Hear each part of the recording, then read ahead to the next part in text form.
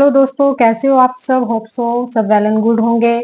और आज हम किस टॉपिक पे बात करने वाले हैं। आज का जो हमारा टॉपिक रहेगा उसका नाम है पेप्टिक अल्सर। पेप्टिक अल्सर क्या होता है, इसके कोज क्या होते हैं, इसके सिम्टम क्या देखने के लिए मिलेंगे हमें, और इसको हम कैसे कैसे मैनेज कर सकते हैं, ये सब कुछ आज हम डिस्कस करेंगे इस वीडियो में।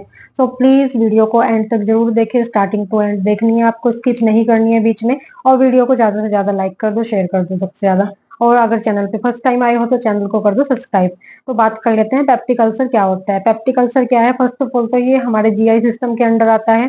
और इसमें क्या होता है, फॉर्मेशन हो जाती है और ब्रेकेज हो जाती है। हमारी जो स्टमक की जो बॉल होती है, अंदर प्रेजेंट होती है बॉल, उसमें क्या होगा, फॉर्मेशन हो जाएगी और ब्रेकेज देखने के लिए मिलेगी हमें, जिसके कारण हमें क्या देखने के लिए मिलता है, पेप्टिक अल्सर। और ये हमें स्टमक के किस किस पार्ट में देखने के लिए मिलेगा, अगर हम बात करें कि स्टमक के कौन से पार्ट में हमें सबसे ज्यादा देखने के लिए मिलता है, तो स्टमक के हमारे 3 पार्ट्स में हमें सबसे ज्यादा देखने के लिए मिलता है ये। ईसोफेगस में हमें देखने के लिए मिलेंगे पेप्टिक अल्सर, ड्यूडेनम में देखने के लिए मिलेंगे, और एक हमारा स्टमक में देखने के लिए मिलेंगे मोस्ट कॉमनली। और फिर हम बात करते हैं कि इसके अंदर कौन सा बैक्टीरिया देखने के लिए मिलता है हमें। इसका जो पॉजिटिव मेन एजेंट जो है, उसका नेम है एच पाइलोरी बैक्टीरिया नाम का एक बैक्टीरिया होता है, जो इसके अंदर ग्रो करता है, जिसके कारण क्या हमें देखने के लिए मिलेगा, पेप्टिक अल्सर। और इसके जो कॉमन कॉज हैं, अगर हम बात करें इसके कॉमन कॉज के बारे में कि कॉमन कॉज कौन से होंगे, तो मैं आपको बताती हूँ। इसमें क्या होगा, HCl और पेप्सिन, इनका क्या होगा, इनका लेवल बढ़ जाएगा, इनका लेवल इंक्रीज हो जाएगा, जिसके कारण हमें पेप्टिक अल्सर पेशेंट्स के अंदर देखने के लिए मिलेंगे। तो अब आप सोच रहे होंगे कि पेप्सिन HCl का लेवल बढ़ गया है तो क्या हमें पेप्टिक अल्सर हो जाएंगे। इसके अंदर ऐसा क्या होता है HCl और पेप्सिन के अंदर कि हमें पेप्टिक अल्सर कोज हो जाते हैं। तो ये क्वेश्चन आपके अंदर रेज होना चाहिए, और आंसर मैं इसका आपको बता देती हूँ। इसमें क्या होगा, जो पेप्टिक अल्सर में जो हमें HCl और पेप्सिन, इनका लेवल जो इंक्रीज होगा, और इंक्रीज होने की वजह से पेप्टिक अल्सर कोज हो रहा है, तो इनका मेनली कहने का मतलब है कि HCl और पेप्सिन का जो नेचर होता है वो एसिडिक होता है। अगर हमारी बॉडी में, हमारे स्टमक के अंदर एसिड बन रहा है, तो वो क्या करेगा, हमारी जो बॉल होगी स्टमक की, उसको रप्चर कर देगा, उसको ब्रेक कर देगा, जिसके कारण क्या हमें छोटे छोटे अल्सर्स हमारे अंदर क्या हो जाएंगे, देखने के लिए मिलेंगे हमें। और उन अल्सर्स को हम नाम दे देते हैं पेप्टिक अल्सर का, हमारी मेडिकल टर्म में पेप्टिक अल्सर का हम उनको नाम दे देंगे। फिर हम बात करते हैं ये कितने टाइप का होता है। 2 टाइप का होता है, chronic and acute. Acute and chronic 2 type का देखने के लिए मिलता है मेनली। जो एक्यूट में क्या होगा, एक्यूट के अंदर क्या होगा और क्रोनिक के अंदर क्या होगा, जान लेते हैं अभी। एक्यूट में मेनली क्या होगा, फॉर्मेशन हो जाएगी और परफोरेशन हो जाएगी। फॉर्मेशन एंड परफोरेशन दोनों चीज हमें इसके अंदर क्या होंगी, देखने के लिए मिलेंगी एक्यूट पेप्टिक अल्सर के अंदर। लेकिन क्रोनिक में हमें क्या होगा, जो हमारी स्टमक की ब्लड सप्लाई है, जो हमारे स्टमक की ब्लड सप्लाई है वो क्या होगी, डिक्रीज हो जाएगी। ब्लड सप्लाई बहुत कम देखने के लिए मिलेगी हमें, जिसके कारण हमें जो पेप्टिक अल्सर है वो बहुत लॉन्ग टाइम तक होगा, क्योंकि ब्लड सप्लाई कम होगी तो हीलिंग की प्रोसेस भी कम होगी। तो जिसके कारण जो एक्यूट फेज है वो क्रोनिक फेज में कन्वर्ट हो जाएगा। तो यही इनके अंदर माइनर सा डिफरेंस है, आप याद रखना इस डिफरेंस को। एंड ये मैंने आपको बता दिया कि ये 2 टाइप का होता है। अगर हम देखें कि कौन कौन से एरियाज में जो पेप्टिक अल्सर हो रहे हैं, और गैस्ट्रिक अल्सर हो रहे हैं, ईसोफेगस अल्सर हो रहे हैं, और वो मोस्ट कॉमनली किस किस के अंदर हो रहे हैं, तो देख लेते हैं। ड्यूडेनम पेप्टिक अल्सर की बात कर लेते हैं फर्स्ट ऑफ ऑल। तो ये क्या है, मोस्ट कॉमन अल्सर है। मोस्ट कॉमनली हमें देखने के लिए मिलता है ड्यूडेनम में अल्सर देखने के लिए मिलता है हमें। और ये हमें 1/3 पार्ट में ड्यूडेनम के देखने के लिए मिलता है। इसका ये मतलब नहीं है कि ड्यूडेनम में, पूरे ड्यूडेनम में अल्सर हो गए हैं, नहीं, 1/3 पार्ट में हमें ये देखने के लिए मिलेगा। और बात कर लेते हैं गैस्ट्रिक पेप्टिक अल्सर की। इसमें क्या होगा, जो हमारा गैस्ट्रिक पार्ट होता है वो इन्वॉल्व हो जाता है, गैस्ट्रिक पार्ट इन्वॉल्व हो जाएगा हमारा, जिसके अंदर हमें अल्सर्स देखने के लिए मिलेंगे। और बात कर देते हैं इसोफेगस अल्सर की। इसोफेगस बहुत रेयर चांस होते हैं कि किसी को होता है। मेनली 2 ही चीजों में देखने के लिए मिलता है हमें, ड्यूडेनम में और गैस्ट्रिक पेप्टिक अल्सर, यही 2 अल्सर हमें देखने के लिए मिलते हैं। एच पाइलोरी बैक्टीरिया है, जिसको मैंने आपको फर्स्ट लाइन में ही बता दिया है। अब बात कर लेते हैं इसके पॉजिटिव एजेंट के बारे में, इसके कोज क्या क्या हो सकते हैं। तो इसके जो कोज है उनको 2 टाइप से डिस्क्राइब किया है। फर्स्ट डिस्क्राइब किया है हमने डैमेजिंग फैक्टर के ऊपर, एंड सेकंड हमने जो डिस्क्राइब किया है डिफेंसिव फैक्टर के ऊपर। तो डैमेजिंग फैक्टर का लेवल इंक्रीज हो रहा है या डिक्रीज हो रहा है, जिसके कारण हमें क्या देखने के लिए मिलेंगे, पेप्टिक अल्सर देखने के लिए मिलेंगे। तो जो मैंने आपको फर्स्ट लाइन में बताया था, पेप्सिन एंड HCl का लेवल इसमें क्या होगा, इंक्रीज हो जाएगा डैमेजिंग फैक्टर के अंदर, क्योंकि ये हमारे क्या है, फैक्टर है जो कि डैमेज हो जाते हैं जब हमें पेप्टिक अल्सर होता है, तो इनका लेवल क्या होगा, इंक्रीज हो जाएगा। और वेगल स्टिमुलेशन भी क्या होगा, इंक्रीज हो जाएगा हमारा। जो मैंने आपको बताया, वेगल स्टिमुलेशन का जो लेवल होगा वो इंक्रीज देखने के लिए मिलेगा हमें। और गैस्ट्रिन भी हमें क्या मिलेगा, गैस्ट्राइटिस भी देखने के लिए मिलेगा हमें इसके अंदर। और क्या होगा, H पाइलोरी जो बैक्टीरिया है उसकी ग्रोथ हमें इंक्रीज, उसकी ग्रोथ भी हमें ज्यादा देखने के लिए मिलेगी। अब बात कर लेते हैं डिफेंसिव फैक्टर के बारे में। डिफेंसिव फैक्टर क्या है, बाइकार्बोनेट, म्यूकस और ग्लाइकोप्रोटीन, इनका लेवल क्या होगा, कम हो जाएगा। इनका लेवल हमें कम देखने के लिए मिलेगा, लेकिन HCl, जो HCl बताया मैंने, पेप्सिन बताया, उनका लेवल ज्यादा देखने के लिए मिलेगा। तो ये 2 टाइप से हम इनको डिस्क्राइब करते हैं, जो इसके होते हैं डैमेजिंग एंड डिफेंसिव, 2 टाइप से हमने इसको डिस्क्राइब किया है। कुछ इसके कॉमन कॉज भी होते हैं जो कि हमें मेनली देखने के लिए मिलते हैं। तो जो इसके कॉमन कॉज होते हैं वो मोस्ट कॉमनली हर एक पेशेंट के अंदर हमें देखने के लिए मिलेंगे, और ये कॉज हमें कब पता चलते हैं, जब हम पेशेंट की हिस्ट्री कलेक्ट करते हैं, उस टाइम पे हमें देखने के लिए मिलते हैं। तो आइए एक बार देख लेते हैं कि इसके कॉमन कॉज क्या क्या होते हैं। तो फर्स्टली H पाइलोरी बैक्टीरिया जो होता है, ये मेनली हर एक पेशेंट के अंदर आपको देखने के लिए मिलेगा जो कि सफर कर रहे हैं पेप्टिक अल्सर से। तो ये मेनली जो है डेवलपिंग कंट्रीज में हमें देखने के लिए मिलता है। H पाइलोरी जो बैक्टीरिया होता है, डेवलपिंग कंट्रीज में हमें सबसे ज्यादा देखने के लिए मिलता है। और इसका जो रूट है, फिको ओरल रूट में हमें सबसे ज्यादा देखने के लिए मिलता है। फिको ओरल रूट जो है इसको स्प्रेड करता है डिजीज को, पेप्टिक अल्सर को। एंड इट्स मेनली क्या है, जो मैंने आपको बताया है, H पाइलोरी बैक्टीरिया क्या है, ग्राम नेगेटिव बैक्टीरिया है। ये क्या है, एक ग्राम नेगेटिव बैक्टीरिया है जो कि हमारे अंदर अल्सर्स को परफॉर्म करता है, अल्सर्स को बढ़ाने का काम करता है, हमारी जो स्टमक की वॉल होती है उसको रप्चर करने का काम करता है, जो H पाइलोरी बैक्टीरिया होता है। फिर बात कर लेते हैं, कुछ मेडिसिन होती हैं, आपने देखी होंगी कि कुछ मेडिसिन क्या होती है, हमारे लिए कॉन्ट्रा इंडिकेटेड होती है, और कुछ मेडिसिन का साइड इफेक्ट हमारी बॉडी के ऊपर देखने के लिए मिलता है। तो वो कौन सी मेडिसिन होती है जो पेप्टिक अल्सर को कॉज कर सकती है। नसेट्स अगर हम लेंगे, अगर हम नॉन स्टेरॉइड मेडिकेशन लेंगे, एस्पिरिन लेंगे ज्यादा से ज्यादा, और प्रोस्टाग्लैंडिन का सेवन अगर हम कर रहे हैं, तो अगर इन मेडिकेशन का आप सेवन कर रहे हो तो पेशेंट को पेप्टिक अल्सर कोज होने के चांस रहते हैं बहुत ज्यादा। फिर बात कर लेते हैं एज की, क्या एज भी इसमें इंक्लूड होगी कि किस एज में ये हमें हो सकता है। जी हाँ, 20 से लेके 40 साल के जो पीपल्स होते हैं, वो यंग एज में सबसे ज्यादा देखने के लिए मिलता है हमें, वो भी ड्यूडिनल अल्सर जो है हमें यंग एज के पीपल्स के अंदर देखने के लिए मिलता है। एंड आफ्टर 40 ईयर्स के अबव जितने भी पीपल्स होते हैं उसके अंदर हमें क्या देखने के लिए मिलेगा, गैस्ट्रिक अल्सर देखने के लिए मिलेगा हमें। और इसका फोर्थ, अगर हम इसकी बात करें, सेक्स भी कहीं ना कहीं रिलेट करता है इससे। मेनली ये क्या होता है, हमें जो मेल फीमेल होते हैं उनको डिवाइडेशन किया है, वैसे तो ये अल्सर हर चीज में हो सकते हैं, लेकिन मोस्ट कॉमनली जो सबसे ज्यादा अल्सर फीमेल्स के अंदर देखा गया है गैस्ट्रिक अल्सर, और मेल्स के अंदर देखा गया है ड्यूडिनल अल्सर। तो वैसे तो एक दूसरे में भी हो सकते हैं, लेकिन मोस्ट कॉमनली सबसे ज्यादा जो केस देखने के लिए मिले मिले हैं, ये उस हिसाब से डिस्क्राइब किया है। और ब्लड ग्रुप इसका एक कॉमन कॉज है। ओ ग्रुप वाले जो पीपल्स होते हैं उनके अंदर हमें ड्यूडिनल अल्सर देखने के लिए मिलते हैं, और ए पॉजिटिव वाले जो पेशेंट होते हैं उनके अंदर हमें गैस्ट्रिक अल्सर देखने के लिए मिलते हैं।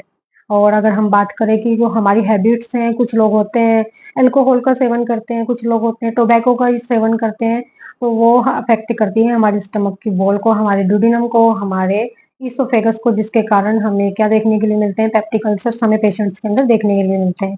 बात कर लेते हैं इसके साइन एंड सिम्टम्स की, कि इसके सिम्टम्स हमें क्या देखने के लिए मिलेंगे। अगर हमें अल्सर हो गए हैं तो हमें हमारी बॉडी जो है वो कुछ ना कुछ रिस्पॉन्स करती है कि हमें अल्सर्स हो गए हैं या हमें होने वाले हैं। तो वो क्या क्या साइन एंड सिम्टम है जो हमें देखने के लिए मिलते हैं। बात कर लेते हैं, first of all heart burn देखने के लिए मिलेगा हमें, हार्ट में बर्निंग सेंसेशन देखने के लिए मिलेगी। चेस्ट पेन होगा इन पेशेंटों को, आपने देखा भी होगा, ये कॉमन सिम्टम्स हैं जो मैं आपको बता रही हूँ। चेस्ट पेन देखने के लिए मिलेगा, नोजिया एंड वॉमिटिंग होगी इसको, क्योंकि वो खाना खाएगा, उसको वॉमिटिंग होगी और उसको नोजिया होगा उस टाइम पे। और डिसपनिया होगा, उसको गैस्ट्राइटिस लीड करेगा वो ज्यादा से ज्यादा उस कंडीशन में। तो ये सारे सिम्टम्स जो हैं हमें देखने के लिए मिलेंगे। और अगर हम बात करें कि गैस्ट्रिक अल्सर में कौन से सिम्टम देखने के लिए मिलेंगे एंड ड्यूडेनल अल्सर में कौन से सिम्टम देखने के लिए मिलेंगे, तो मेनली जो गैस्ट्रिक अल्सर जिस पेशेंट को होते हैं उसके क्या होगा, लेफ्ट एपिगैस्ट्रिक रीजन में पेन होगा, लेफ्ट एपिगैस्ट्रिक रीजन में पेन देखने के लिए मिलेगा। वहीं बात करें ड्यूडेनल अल्सर वाले पेशेंट की, उसको क्या होगा, राइट एपिगैस्ट्रिक रीजन में देखने के लिए मिलेगा पेन। और इसमें क्या होगा, और क्या होगा, गैस्ट्रिक वाले जो पीपल्स हैं, गैस्ट्रिक वाले, इसमें क्या होगा, जो वो मील इनटेक करेगा, कुछ भी वो खाना खाएगा, उसमें क्या होगा, HCl का लेवल क्या हो जाएगा, इंक्रीज हो जाएगा। जो मैंने आपको बताया है, HCl का लेवल इंक्रीज हो जाएगा गैस्ट्रिक वाले पेशेंट में। और जो ड्यूडिनल वाले पेशेंट हैं उनके अंदर क्या होगा, HCl का लेवल क्या होगा, डिक्रीज हो जाएगा। तो ये कुछ माइनर से डिफरेंस है जो आपको याद रखने हैं। एंड जो मैं एक बात अगर आपको कॉमनली बताऊं, जो ड्यूडिनल अल्सर वाला पेशेंट है वो ओरली इंटेक कर सकता है फूड को, मिडनाइट करता है वो मेनली, क्योंकि उसमें क्या होगा, एसिड नहीं बनेगा हमारी बॉडी के अंदर, क्योंकि मैंने आपको बताया इसमें ड्यूडिनल अल्सर में कि जो HCl का लेवल है वो क्या होगा, डिक्रीज हो जाएगा इसके अंदर, जिसके कारण एसिड नहीं बनेगा, उसे वॉमिटिंग नहीं होगी, उसे नोजिया नहीं होगा, और उसे उस कारण पेट में पेन भी देखने को नहीं मिलेगा, उसको स्टमक पेन भी देखने के लिए नहीं मिलेगा। इस वजह से क्या होगा, वो खाना खा सकता है ड्यूडिनल अल्सर वाला। लेकिन गैस्ट्रिक अल्सर वाला अगर फूड का इंटेक करेगा, उसे तुरंत से एब्डोमेन पेन देखने के लिए मिलेगा, आपको वोमिटिंग देखने के लिए मिलेगी, उसको नोजिया कोज हो जाएगा तुरंत से, और उसे इतना ज्यादा फील होगा कि वो खाने को उसे टाइम पे छोड़ देगा। तो ये सारे सिम्टम्स जो हैं हमें गैस्ट्रिक और ड्यूडिनल वाले पेशेंट के अंदर देखने के लिए मिलते हैं। अब बात करते हैं हम इसके डायग्नोस्टिक इवैल्यूएशन की। हमें पेशेंट की कंडीशन पता चल गई है, पेप्टिक अल्सर क्या होते हैं वो पता चल गए हैं, हमने बात कर लिया उसके कॉजेटिव एजेंट की, वो कैसे कैसे कॉज होता है, किसकी वजह से कॉज होता है वो बात कर ली हमने। हमने बात कर ली है साइन एंड सिम्टम हमें क्या क्या देखने के लिए मिलते हैं। तो अब बात कर लेते हैं, अगर हमें किसी भी बीमारी का पता चल गया है तो हम कुछ टेस्ट कराएंगे, फिर टेस्ट कराने के बाद हम क्या करते हैं, मैनेज करते हैं पेशेंट को। तो ये सीक्वेंस वाइज हम देखेंगे कि अब हम पढ़ेंगे इसके बारे में कि हमें क्या क्या टेस्ट की जरूरत है, क्या क्या डायग्नोस्टिक इवैल्यूएशन हमें कराने की नीड है।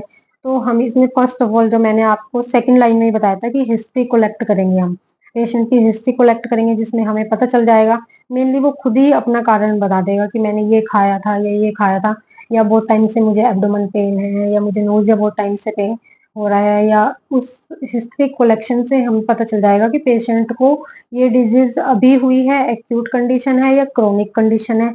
तो ये सब कुछ डाटा जो मिलेगा हमें हिस्ट्री कलेक्शन डाटा से हमें देखने के लिए मिलेगा। और इसमें हमें टेस्ट कौन सा कराना है, CBC मेनली हम इसमें कराते हैं, CBC ब्लड टेस्ट कराते हैं, जिसमें हमें ब्लड का सैंपल देना होता है। उसके अंदर हमें पता चल जाता है कि क्या क्या उसके जो नंबर्स हैं, काउंट्स हैं हमारे, HB का, WBC का, प्लेटलेट्स का, और वो सारे होते हैं उसके अंदर, आप देख लेना। और फिर कराते हैं उसमें स्टूल एग्जामिनेशन कराएंगे। स्टूल एग्जामिनेशन में हमें पता चलता है कि कौन सा क्या बैक्टीरिया ग्रो कर रहा है उसके अंदर। एंड ब्लड यूरिया टेस्ट कराएंगे हम इसके अंदर, और लास्ट वन इज बायोप्सी भी समटाइम कराते हैं। तो अब बात कर लेते हैं इसकी मैनेजमेंट की, कि मैनेजमेंट हम इसमें क्या क्या कर सकते हैं।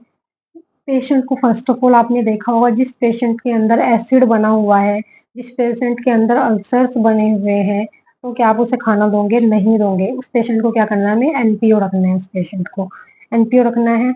अगर आप बोलोगे कि भाई हम NPO रख देंगे पेशेंट को, मतलब हम उसे खाना नहीं खिलाएंगे, ओरली इंटेक नहीं देंगे, तो वो पेशेंट भूखा रह जाएगा। तो उसके लिए आपको मैनेज करना है IV फ्लूइड। IV फ्लूइड्स हम उसको ज्यादा से ज्यादा देंगे। और क्या करेंगे, एंटासिड्स देंगे हम उसको, H2 रिसेप्टर देंगे। H2 रिसेप्टर्स में हम क्या करेंगे, एसिडिटी को कम करते हैं, एसिडिटी का लेवल कम होता है जब हम H2 रिसेप्टर्स देते हैं। प्रोटोन पंप इनहिबिटर देंगे हम उसमें। इसमें दे सकते हैं, पेंटोप दे सकते हैं। आपने देखा होगा कि जिन पेशेंट को एसिड होता है या पेप्टिक अल्सर से कोज कर रहे होते हैं, या उनको स्टमक में बहुत ज्यादा एसिड की कंप्लेन से पेशेंट आते हैं, बाइकार्बोनेट उनका बढ़ा रहता है या कई पेशेंट्स का कम रहता है, तो उस कंडीशन में क्या होता है, पेंटोप का इन्फ्यूजन चलता है। तो यहाँ पे उसी की बात हो रही है कि प्रोटोन पंप इनहिबिटर देंगे हम, उसमें पैराजोल दे सकते हैं, उसमें हम पेंटोप दे सकते हैं, दोनों सेम ही चीज है। और सुक्राफेट देंगे। सुक्राफेट आपने देखा होगा, एक सिरप आता है सुक्राफेट का, जो कि मेनली एसिड वाले पेशेंट्स को हम देते हैं। जिन पेशेंट को अल्सर बने होते हैं या एसिडिटी बनी होती है, उन पेशेंट को क्या चलता है, सुक्राफेट चलता है। TDS या बीडी, ज्यादा ज्यादा एसिडिक बने हुए हैं तो TDS चलेगा, और कम है तो बीडी चलाएंगे उसमें। ठीक है, ये क्या होता है, एक लेयर बना देता है हमारे अंदर।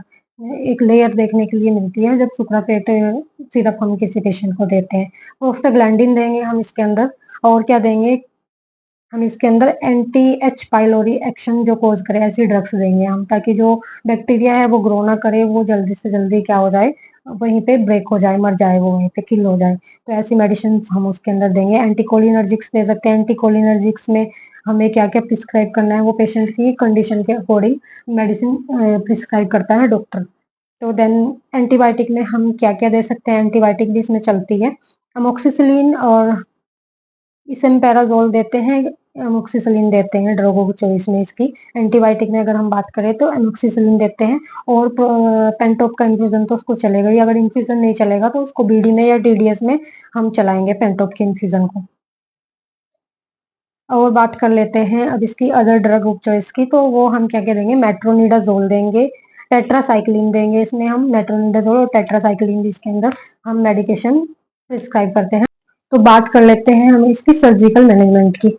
अगर मेडिकल मैनेजमेंट फेल हो रही है, मेडिकल मैनेजमेंट से पेशेंट ठीक नहीं हो पा रहा है, तब हम क्या परफॉर्म करेंगे, सर्जिकल मैनेजमेंट। सर्जिकल मैनेजमेंट में हम ऐसी कौन सी सर्जरी करेंगे कि पेप्टिक अल्सर हम अपनी बॉडी से निकाल दें। तो उस सर्जरी, एक सर्जरी नहीं है वो, कई सर्जरी हमें करनी पड़ती है। उसमें वो डिपेंड करता है कि कौन से स्टमक के कौन से पार्ट में, कौन से ड्यूडेनम में, कहाँ इसोफेगस में आपको अल्सर है, तो उस हिसाब से वो सर्जरी परफॉर्म की जाती है। फर्स्ट ऑफ ऑल, फर्स्ट जो सर्जरी की जाती है इसमें टोटल गैस्ट्रोटोमी की जाती है। इसके अंदर होता क्या है ये आपको खुद रीड आउट करना है। और इसमें करेंगे हम पाइलोप्लास्टी करेंगे, ठीक है। और क्या करेंगे, इसमें वैगोटोमी करते हैं हम इसके अंदर। ये 3-4 सर्जरी हम परफॉर्म करते हैं, और ये सारी सर्जरी से क्या होगा, पेप्टिक अल्सर को क्योर कर दिया जाएगा। मतलब उस पार्ट को ही हटा देंगे तो पेप्टिक अल्सर तो ऑटोमेटिकली ट्रीट हो जाएगा। अब अगर हमने सर्जिकल मैनेजमेंट हमने कर भी दी है पेशेंट की, तो उसके बाद कुछ कॉम्प्लिकेशन आती है। वो कॉम्प्लिकेशन क्या क्या देखने के लिए मिल सकती है हमें, रैपिडली जो स्टमक होगा वो इम्पैथी हो जाएगा। क्योंकि अगर हम बात करें कि हमने टोटल गैस्ट्रोटोमी कर दी है, पेशेंट की गैस्ट्रेक्टमी कर दी है, तो उसमें क्या होगा, स्टमक काट देंगे, उस स्टमक के पार्ट को कर देंगे, तो वो डाइजेस्ट ही नहीं होगा फूड। तो वो क्या होगा, जल्दी से जल्दी निकल जाएगा, क्योंकि स्टमक ही नहीं है, स्टमक है ही नहीं, तो फूड कहाँ स्टोर होगा, फूड स्टोर ही नहीं होगा, वो डायरेक्ट निकलेगा, वो जल्दी से जल्दी हमारी बॉडी से आउट हो जाएगा। ये सारी कॉम्प्लिकेशन देखने के लिए मिलती है हमें इसमें। विटामिन B12 क्या होगा, डिक्रीज अमाउंट में हमें पेशेंट के अंदर देखने के लिए मिलेगा, नॉर्मल रेंज में नहीं होगा उसके अंदर। विटामिन B12 का लेवल जो होगा डिक्रीज हो जाएगा। वो क्यों होगा, क्योंकि फूड जो है वो हमारी बॉडी से आउट हो रहा है।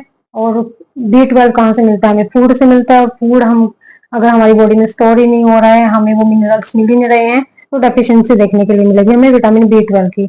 और इसमें एक लास्ट जो है वो क्या मिलेगा मिलेगा हमें, डंपिंग सिंड्रोम देखने के लिए मिलेगा। डंपिंग सिंड्रोम क्या होता है ये आपको खुद पढ़ना है और मेरे को कमेंट करना है कि क्या होता है डंपिंग सिंड्रोम। तो यही सब कुछ होता है इसके अंदर। हमने क्या क्या पढ़ा, एक बार लास्ट में देख लेते हैं। हमने पढ़ा कि पेप्टिक अल्सर क्या होता है, इसमें क्या होता है, इसमें जो हमारी स्टमक की वॉल्व होती है उसमें फॉर्मेशन हो जाती है, ब्रेकेज हो जाती है, जिसके कारण हमें क्या देखने के लिए मिलता है, पेप्टिक अल्सर देखने के लिए मिलता है। वहीं हमने इसके पढ़े कि इसके कोज क्या क्या है। कोज में मैंने बताया आपको, एच पाइलोरी बैक्टीरिया होता है जो कि कोज करता है पेप्टिक अल्सर को। इसमें क्या होता है, HCl और पेप्सिन का लेवल क्या हो जाता है, इंक्रीज हो जाता है, जिसके कारण हमें पेप्टिक अल्सर देखने के लिए मिलते हैं। और बहुत सारे कारण बताए मैंने आपको, एज बताया, सेक्स बताया, मेडिकेशन बताई उसकी, बैक्टीरिया बताया मैंने आपको। तो ये सारे कॉमन कॉजेस के जो हमें देखने के लिए मिलते हैं, और ब्लड ग्रुप बताया। उसके बाद हमने बात की थी साइन एंड सिम्टम की, कि नोजिया, वोमिटिंग, जो हमने साइन एंड सिम्टम थे वो हमने 2 टाइप से डिवाइड करे थे। तो डिफेंसिव एंड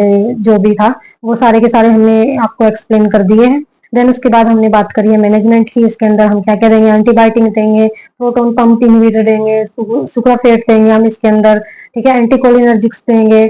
और फिर उसके बाद हमने की बात इसकी सर्जिकल मैनेजमेंट की। सर्जिकल मैनेजमेंट में हमने क्या क्या पढ़ाया, हमने टोटल गैस्ट्रोटोमी करेंगे, इसमें हम पाइलोप्लास्टी करेंगे, और क्या देंगे, वैगोटोमी करेंगे इसमें। फिर हमने बात की इसकी कॉम्प्लिकेशन की। कॉम्प्लिकेशन में हमने क्या क्या बात की कि जो फूड होगा वो डाइजेस्ट नहीं होगा, वो हमारी बॉडी से जल्दी जल्दी आउट हो जाएगा। विटामिन B12 का लेवल जो है हमें वो कम देखने के लिए मिलेगा हमारी बॉडी में। और हमने बात की इसके अंदर और क्या हो जाता है, डंपिंग सिंड्रोम हो जाता है। ये आपका होमवर्क है, ये आपको मुझे कमेंट करना है पढ़ने के बाद। तो मिलते हैं नेक्स्ट वीडियो में। अगर वीडियो अच्छी लगी है, नॉलेजेबल लगी है आपको, तो वीडियो को लाइक करें, शेयर करें और चैनल को करें सब्सक्राइब। मिलते हैं नेक्स्ट वीडियो में, बाय। गुड नाइट, शब्बा खैर।